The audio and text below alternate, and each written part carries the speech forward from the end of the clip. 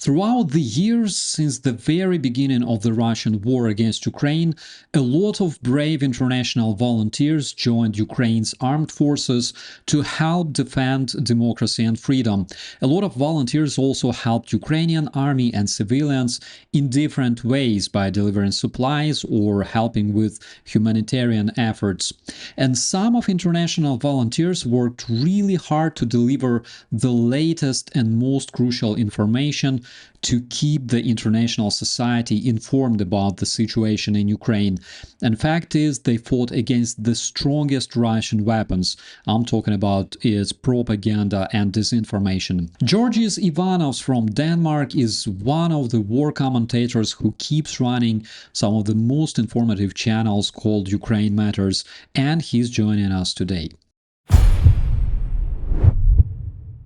Hey there, everyone. My name is Georgis. I am a YouTube commentator, war commentator on the invasion into Ukraine by Russians, the latest one, and actually since before that, but I wasn't a public person back then.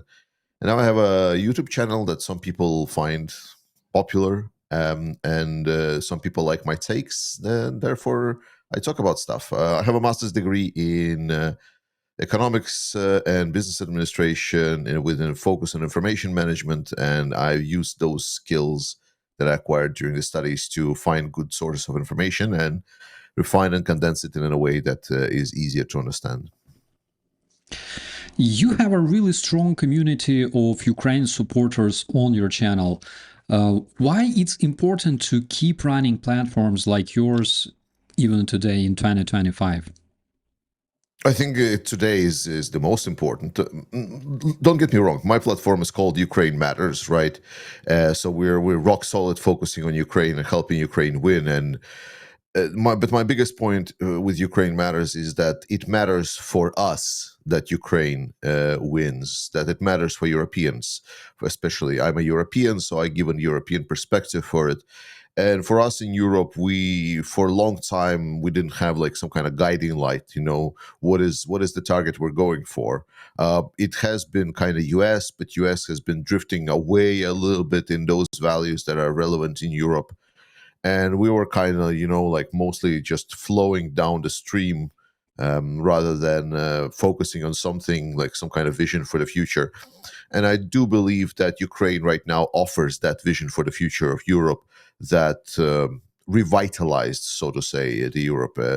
And for me, that is, I find this something that is worth promoting, and that's why having a community, like for any movement, is absolutely mandatory, especially because we're literally saving lives. When this war started, what was your most shocking discovery? I'm talking about the very first days of war. Oh, probably how uninformed everyone is. That is why I do have a YouTube. Like, I never planned to have a YouTube. I started by just sending like messages to my friend and explaining what is happening, because I read Russian, I read Ukrainian, so I'm able to go through the like Telegram channels, which and other sources of media, which is right now super common for anyone that is following the war in Ukraine. But in the first those days, it was something unexpected, and I would look at what the news are stating, that what is happening in Ukraine, and I would like read like the actual situation on the ground. I would be shocked just how bizarre and misinterpreted the information was. And it's actually still, to the bigger extent, is still the case. I'm still oftentimes get too frustrated by the fact that media still thinks that Russian economy is doing fine, or that Russia can wage this war forever. And like maybe like as now like Forbes just realized that no, Russia actually has issues with running their economy and running their forces going forward. But that's like, we've been talking about this for years. So yeah. Do you think that Russian economy is suffering? Oh, for sure. Like, that's not even a question. The question is whether it's going to collapse, and I do not think so. That's not how economies work. That's not how, in general, things work. The main point about the Russian economy is that economy is very tightly linked with the society and the political pressures that come out of society.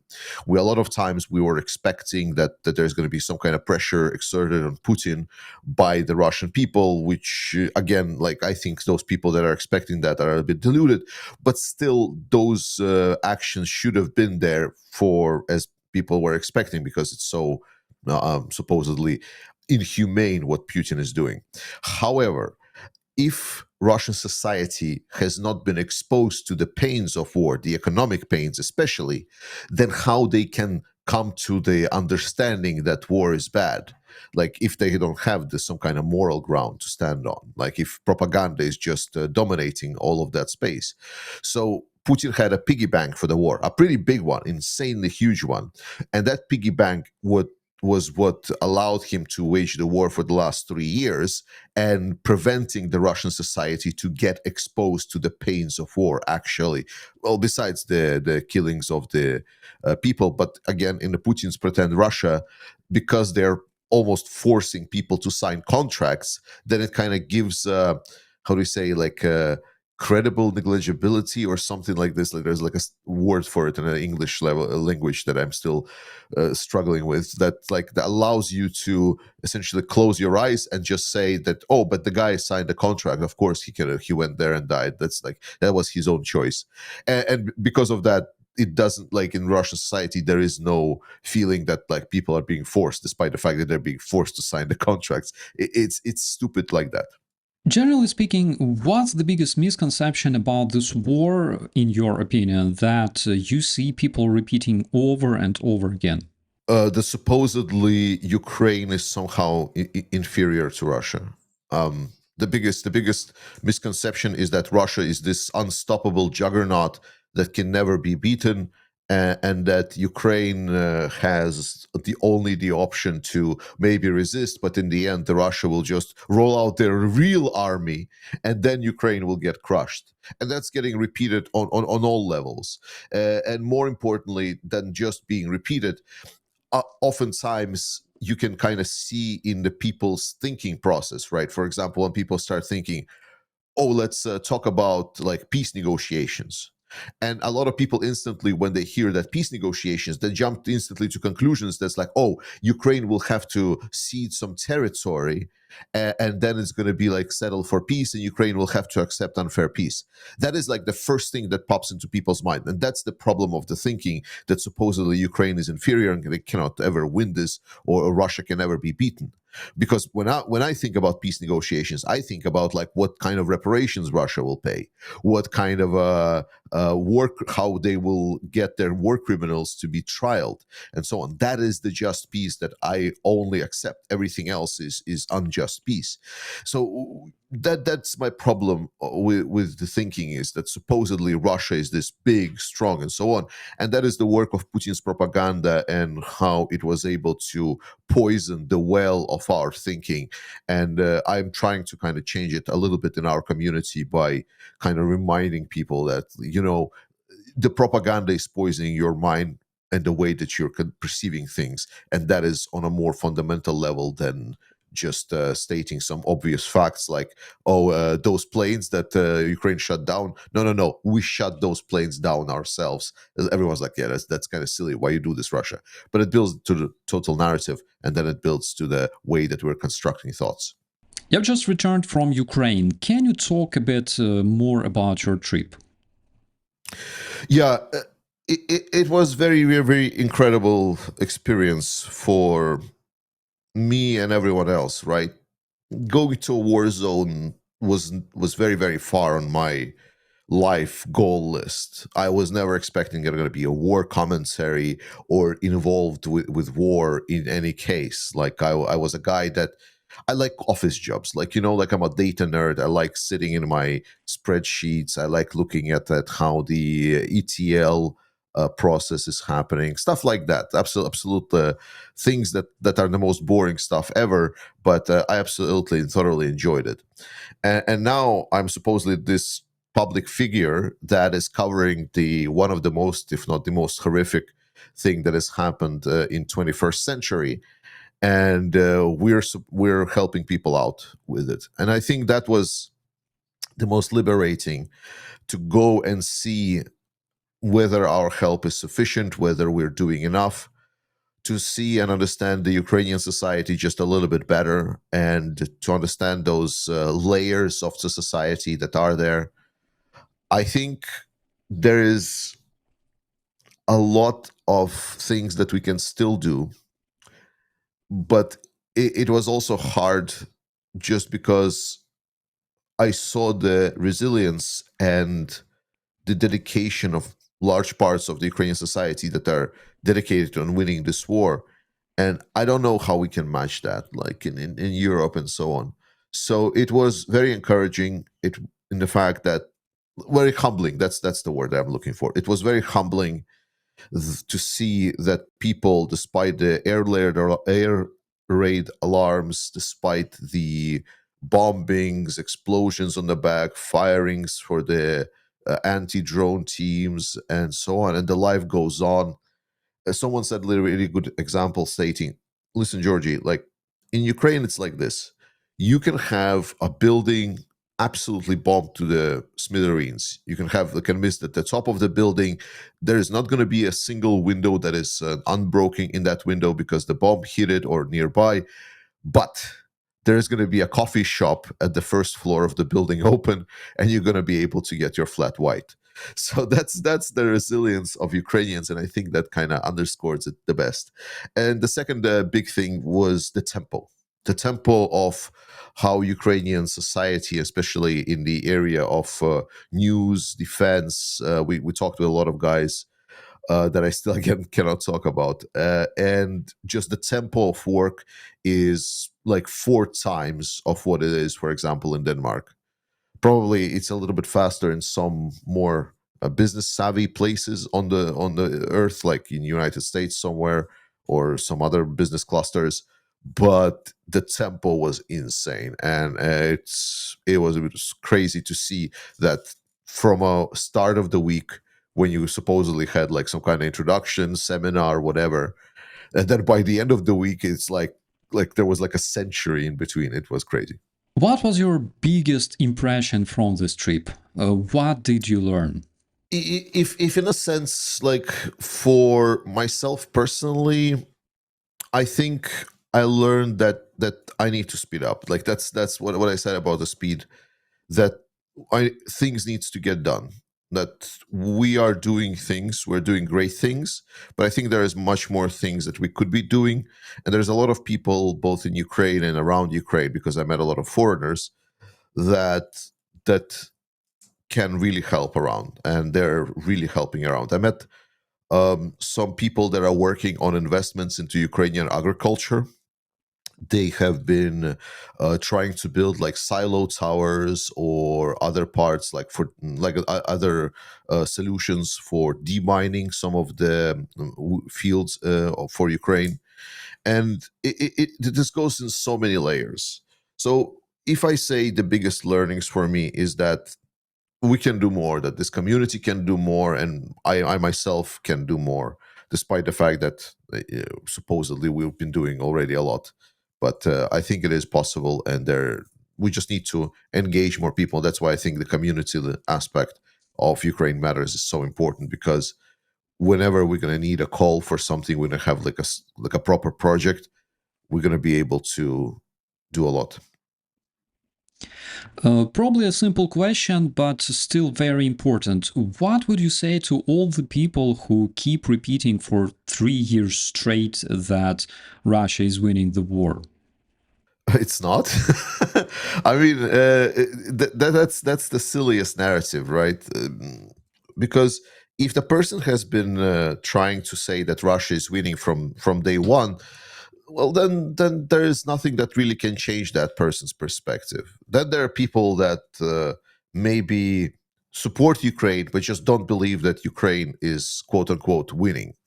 Now that is something that we can work with. Like so the people that are claiming Russia is winning, and those are for me, at least I perceive they're not worth the time and effort for me. I would like to focus on the people that actually has maybe two brain cells minimum, so to say, to understand the simplest thing ever. And so for understanding that why Ukraine is not quote unquote losing is because Ukraine is a defender, right? Ukraine main purpose and task is to survive.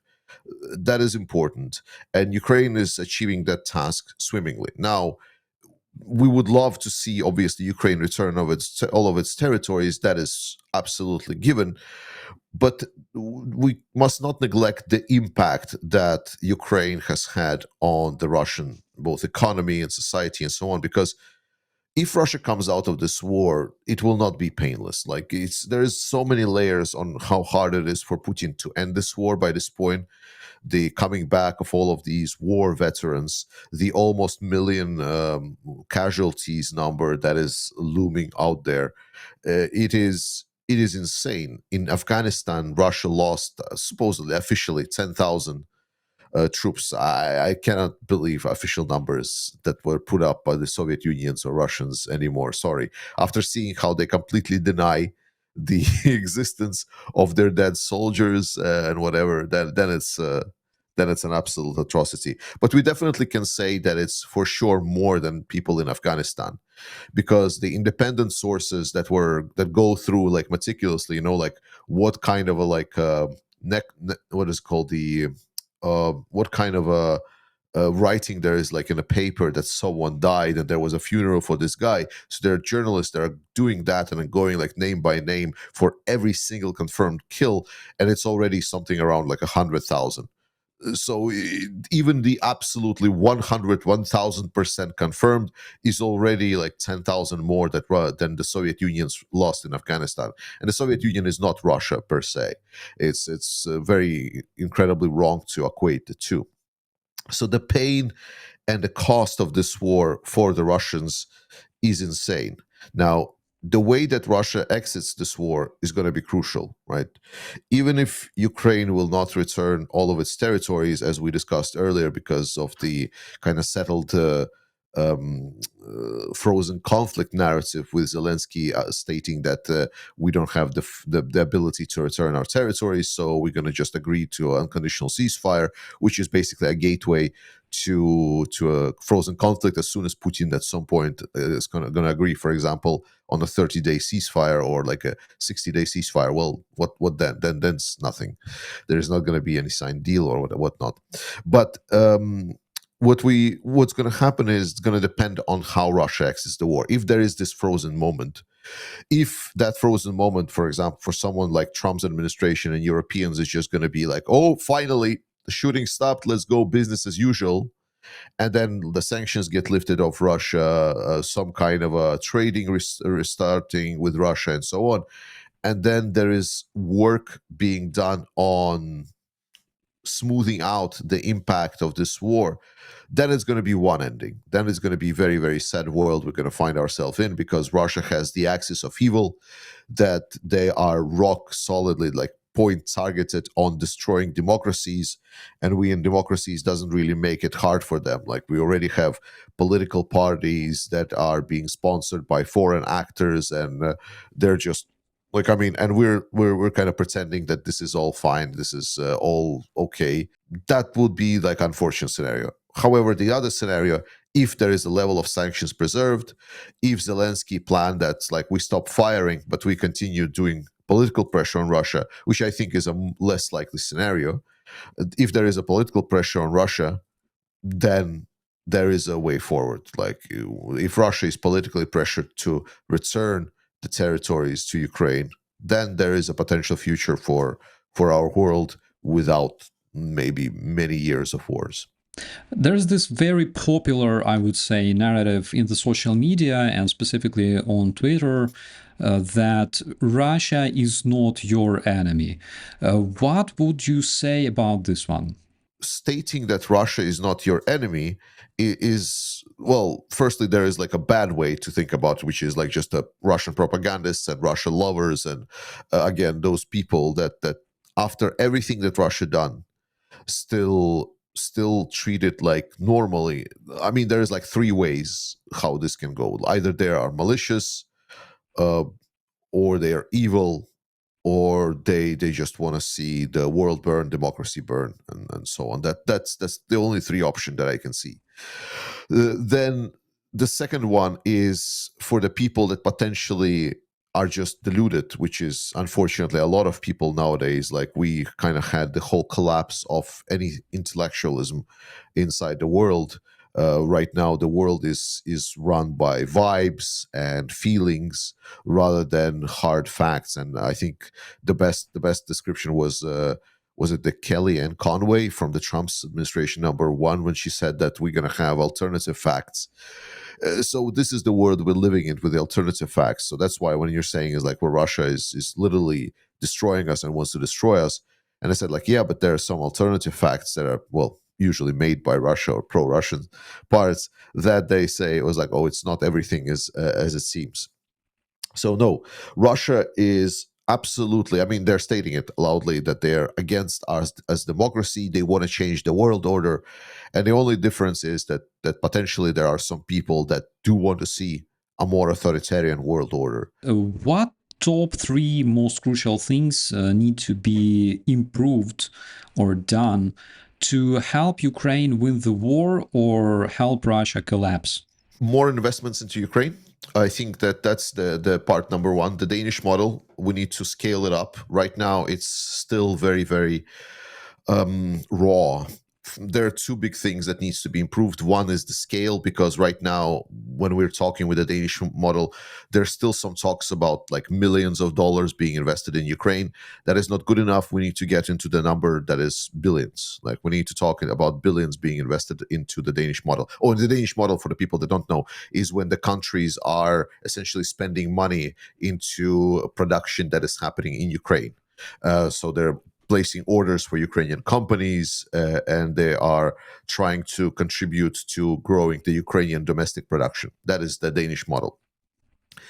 And the second thing that needs to change about that model is the way that model works, because right now the model operates on the reimbursement policy. So Ukrainian government needs to spend their money to place the orders on their production facilities, after which then the countries that are participating in Danish model are evaluating these orders, and if they find them relevant, then they can reimburse those investments. That is a it's not a very nice way. It's too long. It takes a while, so like a whole fiscal year passes for Ukraine to then get the, so to say, money back. So it delays investments in some of the other areas. It's a little bit silly that this is happening. So this needs to be improved, and I think a lot more money needs to come upfront. That is the first thing. The second thing, I believe we need better drone program for Ukraine, and that's already is happening with the line of drones.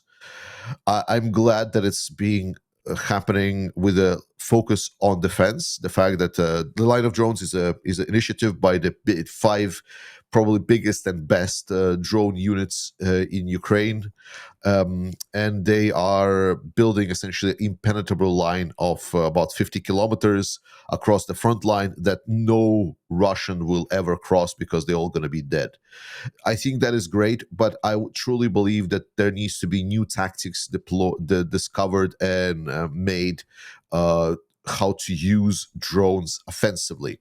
Drones have proven themselves a great defensive tool. It needs to be used an offensive tool, so there needs to be more development within the area on how to counter the drones. I think it's going to come naturally, and I think there is already people working on this. I just want to see more investment into those areas, specifically from the Europeans. The anti-drone technology needs to be developed at lightning speed right by this point, because drones are the new gunpowder, so to say, as if I can quote Zaluzhny. And then the third thing is we need a stronger Europe. The third, we need Europe that can rely on itself. So far, it feels that we had some kind of a, once the Trump's administration came in and started exerting pressure on the Europeans with the stating that they will not protect Europe in case of the Article 5 triggering. Um, I think we need more self-reliant Europe, and it kind of drifted away. Since then, it feels both Macron and Starmer, they took the leading role as being representative of Europe, but they also fully kind of bowed down to the Trump's peace plan rather than bringing our own narratives. And I know what they did it because they kind of fell behind Ukrainian narrative. They started supporting Ukraine, and that is good. Like, don't get me wrong. I believe this is very, very important. What I do want to see is I want Europe to start putting also a bit of pressure on making sure that Europe is part of this process. So right now, the fact that we are fully supporting Ukraine in the diplomatic efforts, we're fully behind Ukraine messages. I think that this is great, but I do believe that we need to have a stronger vision for us. What do we want to see in Europe? Because right now we have Ukrainian vision that we are supposedly supporting. We have the American vision that we're trying to fight because it aligns very closely with the Russian vision. What is the European vision? And for me, I like the last thing I want is Europe to be just an object in the geopolitical game. I want us to have our own interest first and foremost, and that's why it's crucial for Europeans to have our own voice, even if fully support Ukraine. Georgis, I wanted to ask you a very important question. How to recognize when Russia starts collapsing? What events will indicate that the collapse has begun, in your opinion? The collapse of Russia. No, Russia is a dictatorship. Dictatorships don't collapse gradually. Dictatorships are extremely firm, but they're also brittle. So whenever democracies decline, we see what's happening in democratic decline. There's going to be uh, some kind of strong man that comes to power that is very charismatic. People will like it. It's been happening in many, many democracies all across the world. Well, maybe except for Myanmar, where there is like a military coup. That's a bit different, and it's another option how democracies can fall. But in general, see when we see like the erosion of democracies, the pattern is the same. So there is some kind of charismatic strongman that is slicing up the democratic society into sections and basically stating like everyone should not like this section of society because they, I don't know, they write with their left hand. Then we don't need to then we need to be mad after we're done with those guys. We need to be mad at the guys that are having their foot a little bit crooked, like, and then we're gonna, so they slice the society in these slices, and then until they can get the majority of the votes and that the opposition is fractured. And after that, there starts the erosion of the process. They get a big majority in their parliaments with the support of the people because they hate everyone else. And that's where they start kind of moving towards authoritarianism more and more. Authoritarian regimes do not work like this. Authoritarian regimes always collapse in an instant. It's like, so the best example, the recent one, was the Assad regime in Syria. So it was long war that supposedly was ongoing there, and nothing was even stating that anything can go anywhere. And then suddenly, just weeks past, it's just like some kind of offensive. The regime just doesn't have the response. Things just collapse, and boom, it's done. And it was a military way because there was a civil war, but it has been happening also in economic way, aka the Soviet Union. So stuff like this happened nonstop, but it's always extremely rapid, and you can never really process what is happening. I think the best example, like if you're looking for something, is that when you see the news cycle about like things happening in Russia just getting escalated, you're just getting bombarded by the news, and then a question might be on in a matter of hours, days, weeks maximum, I think. What does Ukraine's victory look like to you personally? The return of the pre 2014 border, 1991, including Crimea. The recognition of atrocities conducted by the Russian regime. Trial of Putin. Okay, maybe that's not part of the victory, but at least, if not Putin, because prosecuting like the heads of state is difficult, and we know that, but at least access to prosecution of the war criminals, returning of Ukrainian children, and some kind of starting agreement on war reparation, either as Russia or some kind of a investment fund, either from Russian oil profits or something like this. That's the only way forward. That's the only way that we can return to any kind of normalcy and pre-war like world. We're never going to return to the world that was pre full scale invasion of Russia. We're never going to do that. We already are living in a world that is a lot more dangerous and a lot more volatile. But if we want to at least try doing it, that is the bare minimum. Like some people say, it's like, oh my God, your dream scenario is like, no, no, no. Like that is the bare minimum to return to that some kind of normalcy. Because if we do not do that, then the world we're going to be living in is not the world that I would prefer to live in. It's going to be a lot more dangerous world, a lot more unstable world, a lot world where we're going to spill probably at some point the blood of our children or our neighbors. That's the world we're going to be building. I would like to see a world of peace, and to do that the bare minimum is we need to return justice and just peace to Ukraine. Georgijs Ivanovs and his beautiful community at Ukraine Matters channel did numerous fundraisers for Ukrainian armed forces, and currently Georgis is involved in several military projects we can't really talk about at this point, but soon we will hear about them as well. One of the most crucial fights of this war, the fight against Russian disinformation and propaganda, is fought on the territory where the front lines don't exist. And as long as this battleground is defended by people like Georgis and other opinion makers, the free world has a chance. My name is Operator Starsky. Thanks for watching.